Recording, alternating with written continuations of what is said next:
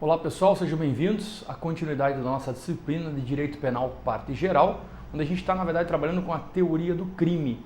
E a partir de então, estamos construindo com base na teoria clássica que divide o crime numa concepção tripartida e fazendo essa análise através de um conceito analítico de crime, vimos que crime é fato típico, antijurídico e culpável. Na nossa última aula eu peguei o fato típico e dividi para vocês em 5 etapas: tipo, tipicidade, conduta, resultado e nexo causal. E eu preciso agora destrinchar cada um desses tópicos para vocês, para depois tratarmos da antijuridicidade e no final ainda sobre a culpabilidade do agente. Perfeito? Vamos fazer o seguinte levantamento, a seguinte análise com base na conceituação de crime. Quando eu falei para vocês que ele era um fato típico, antes mesmo de tratar dessa distinção das 5 etapas, entenda que falar que algo é fato típico significa dizer que ele está previsto em lei. Tanto que se você pratica uma conduta e essa conduta não é prevista em lei, se diz que ela é atípica. O prefixo a tem o sentido de não típica, não prevista em lei. Perfeito? E lembra-se ainda que o artigo 1º do Código Penal diz que não haverá crime sem lei anterior que o defina, nem pena sem prévia cominação legal. Então nós começamos a tratar aqui da figura do fato típico em si. Bom, dali para frente nós entramos na seguinte situação. O que vem a ser o tipo? E aí a doutrina diz assim, denomina-se tipo a descrição do fato feito pelo Código Penal e pela legislação penal complementar. Eu quero que você puxe 2 flechinhas decorrentes do tipo, porque eu quero que você diga que existe dentro do tema tipo, existe o chamado tipo objetivo, que é sempre o verbo da conduta, e o tipo subjetivo, que é a intenção do agente. Então, quando você fala, às vezes você tem crimes de múltiplas condutas, vários verbos, que nós vimos inclusive na aula daquele conflito aparente de normas, em que há, na verdade, uma multiplicidade de condutas pelo princípio da alternatividade. Às vezes você tem uma conduta só, matar alguém, tipo objetivo, matar, subtrair coisa alheia móvel, tipo subjetivo, subtrair, constranger alguém, tipo objetivo, constranger, mas às vezes você tem comprar, vender, transportar, ter em depósito, vários verbos e todos eles serão chamados de tipos objetivos. Professor, e o que é o tipo subjetivo? O tipo subjetivo é a intenção do agente. E no tipo subjetivo nós vamos distinguir aqui de 2 maneiras. É a intenção do agente. Existe o tipo subjetivo doloso, e aí você pode até anotar aí que dolo se chama vontade livre e consciente de praticar a conduta. O dolo possui 2 elementos que caem muito em prova de concurso. Um elemento se chama elemento volitivo, que vem de vontade, e um elemento, certo, cognitivo, que vem de conhecimento, vontade livre e consciente de você praticar uma conduta. Quando você pratica a conduta livremente, ninguém está te coagindo, e consciente do que você está fazendo, você está agindo com dolo. E o segundo elemento, do tipo subjetivo ainda, é a figura da culpa. O que vem a ser a culpa, na verdade? A culpa é aquela conduta praticada por negligência, imprudência ou imperícia. E aí eu quero que você anote também aí uma pegadinha que fica muito fácil de você compreender na temática tipo subjetivo da culpa. Lembre que culpa é diferente de culpabilidade, certo? O que eu quero explicar para vocês aqui? Quando nós falamos, por exemplo, professor, eu quero entender bem a diferença de negligência, imprudência e imperícia. Negligência, coloca o sinal de menos do lado. O agente que é negligente, ele tem menos cuidado. Falta-lhe cautela, falta-lhe cuidado. Menos, negligente. Imprudência, eu quero que você coloque um mais do lado. O mais, a palavra mais, porque é o excesso de confiança. Eu acabo sendo imprudente ao imprimir uma velocidade excessiva no veículo. E mais imprudente ainda se eu tenho crianças dentro do carro, se eu estou próximo de escolas, se o dia está chuvoso. Tá vendo? É o mais. Há uma falta de cautela, óbvio, mas a negligência é a falta de cuidado. Não faço a revisão no veículo, não troco os pneus, eles estão careca, não avalio os freios. A imprudência, parece-me que está tudo ok, mas eu tenho um excesso de confiança. E a imperícia é a falta de conhecimento técnico. Né? O cidadão conduzir uma motocicleta sem possuir habilitação para motocicleta. Ele simplesmente fazer uma cirurgia plástica sem ser um médico habilitado para fazer cirurgia plástica. Ele é um clínico geral, ou ele só faz consultas, imagina, ele não é cirurgião. Então está faltando ali, na verdade, né, está ocorrendo a imperícia desse cidadão. Bom, esses elementos do tipo objetivo e subjetivo, que fazem parte, né, do tipo penal, que fazem parte do fato típico, é o primeiro elemento do crime que nós temos que entender. Perfeito? Então, dentro desse cenário, eu quero que vocês compreendam o seguinte. Tá? Vou fazer uma afirmação aqui, que é uma máxima dentro do direito penal. Todo crime é doloso, salvo se o código dispuser o contrário. Simples.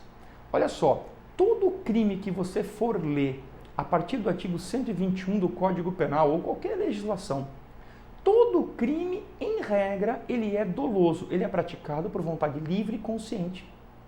Basta você olhar o tipo. Basta você olhar o tipo. Você vai olhar o tipo objetivo, matar. O crime é matar alguém. O elemento subjetivo é o dolo. Professor, mas como é que você sabe? Eu estou afirmando isso.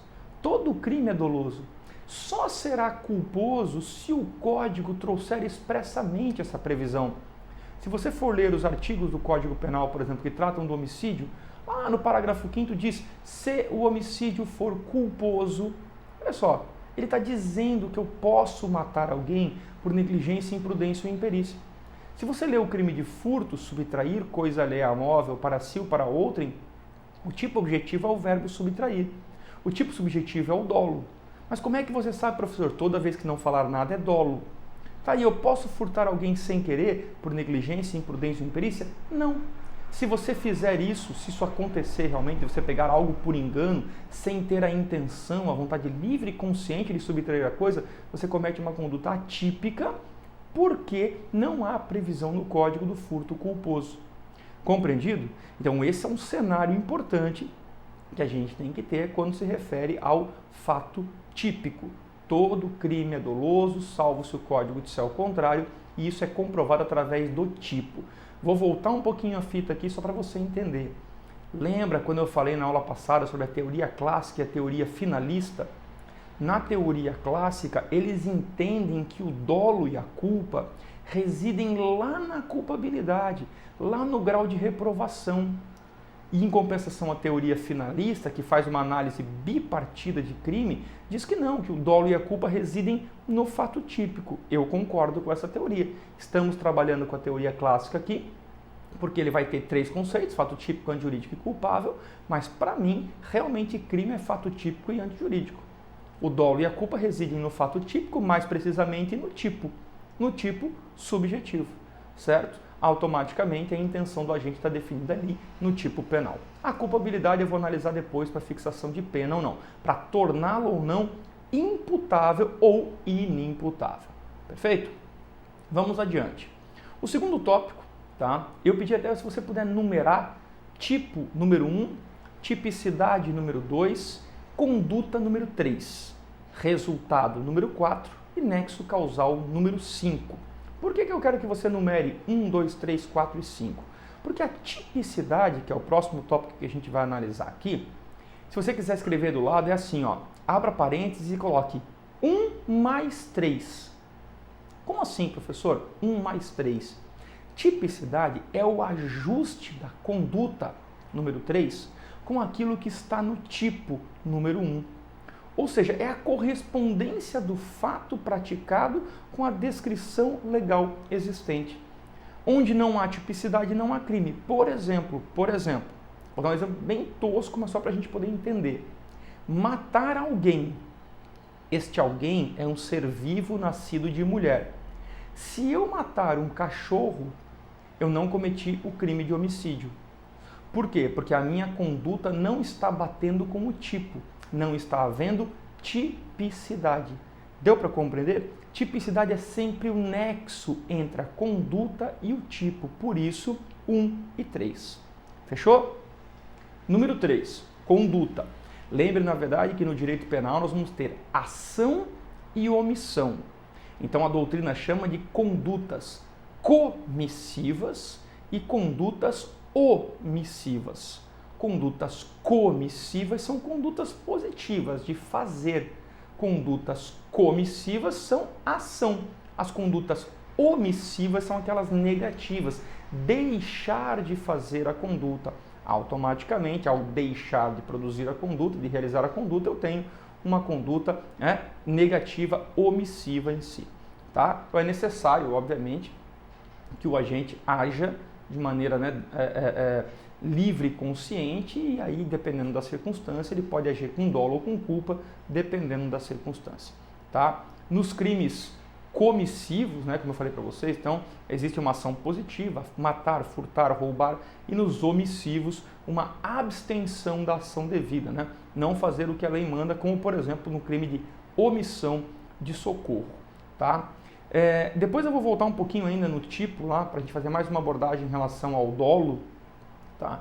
Porque é muito importante a gente entender também na diferenciação desse dolo, que está lá previsto no tipo, para vocês entenderem o que vem a ser o dolo direto, o dolo indireto, os dolos alternativos eventual, para a gente ter uma noção geral, mas eu vou falar isso no nosso próximo encontro, conforme a gente vai construindo o tipo penal. Tá? Passamos um pouquinho aqui então a analisar agora a temática, vamos puxar aqui, do resultado.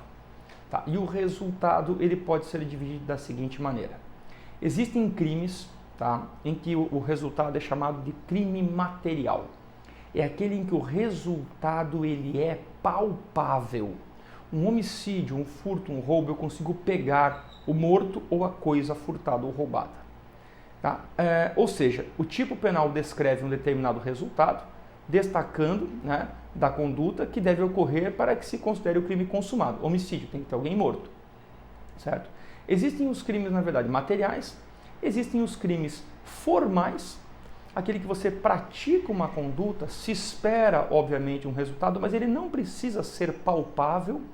Tá? Por exemplo, corrupção. Corrupção é oferecer uma vantagem indevida para você. Perceba, o fato de eu oferecer para você uma vantagem indevida para que você não me multe, já é corrupção ativa. É um crime formal. Eu ofereço a vantagem. Não há necessidade de eu lhe dar o dinheiro. Entenderam? Crime material, homicídio. Eu tenho que atirar em você, você tem que morrer. No crime do concurso, no crime de corrupção ativa, eu ofereço uma vantagem indevida. Ou na corrupção passiva, o agente público solicita uma vantagem indevida. Mas não há necessidade de a gente concluir isso. E existe ainda o chamado crime de mera conduta, que é aquele que o tipo penal não descreve nenhum resultado pela qual a lei se desinteressa, como, por exemplo, um crime de omissão de notificação de doença, no crime de violação de domicílio, no crime de ato obsceno.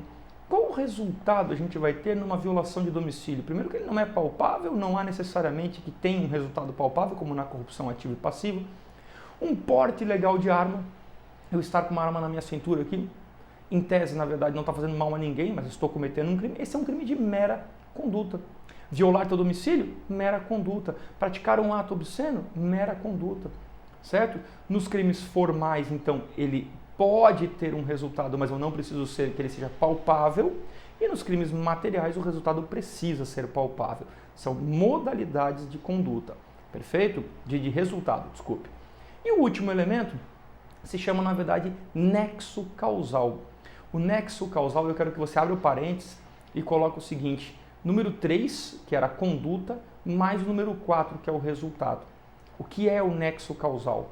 Tá? Nós usamos uma teoria no Brasil chamada teoria da equivalência dos antecedentes causais, ou também chamada de conditio sine qua non. Conditio sine qua non. Considerando que, como causa, toda ação ou omissão, olha só, toda conduta, ação ou omissão, sem a qual o resultado não teria ocorrido. Nexo causal é uma somatória entre a ação, a omissão e o resultado. Então, quando nós tratarmos de nexo causal, por exemplo, vamos dar uma sugestão, um exemplo aqui. O crime de indução ao suicídio. Se eu presto um auxílio para você se suicidar, lhe dando uma arma de fogo, e você se suicida pulando de um prédio, você se suicida por enforcamento, perceba que não houve nexo causal. A minha ação ou omissão não teve ligação direta com o resultado. Nexo causal é essa construção entre a ação e o resultado. Isso é nexo causal.